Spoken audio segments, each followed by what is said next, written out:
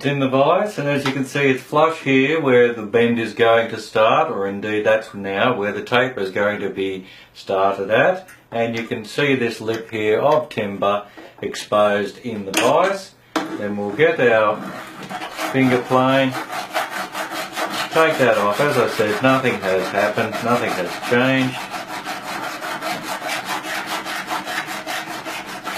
And then finish it off with a file, I like to.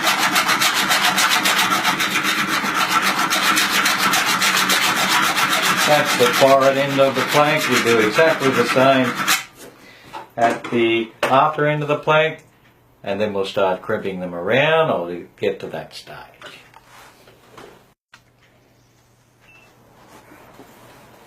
Things are progressing well, as you can see. There seems to be a really nice finish coming up on both sides. But let's just not forget now to put our brass batten on and keep those planks really straight. As you can see with the brass batten on, if there was any timber to cut off, we would cut it off exactly like we did in the first layer of planking. And this is what we have done now in the second layer. So that will now run a straight line, just like going like that. The whole piece nice and straight. Anything in the way just gets trimmed off so we can have a nice straight plank.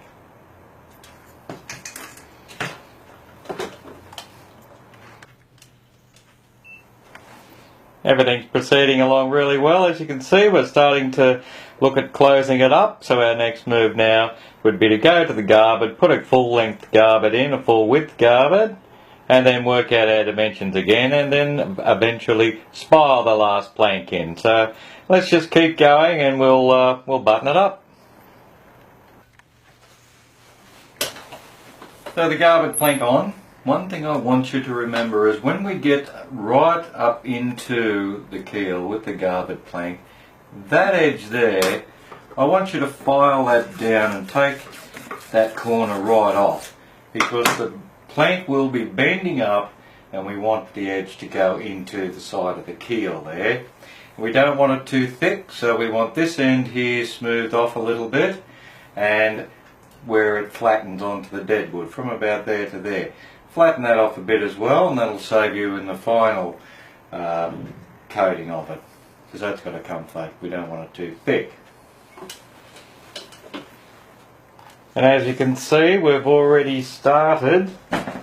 We've started with our first gap to put our steeler in, and we'll probably have exactly the same 3 or 4 triangles in there to make sure that this width ends up being even. There's plenty of offcuts to use.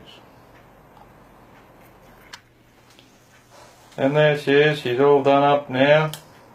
And all the only thing left to do is to put some steelers in the back down there.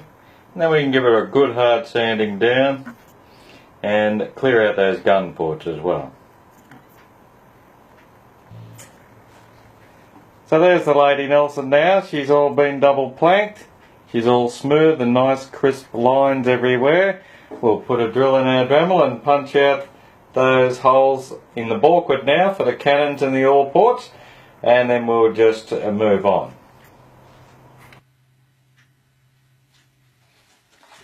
Let's move on now to the top part of the transom.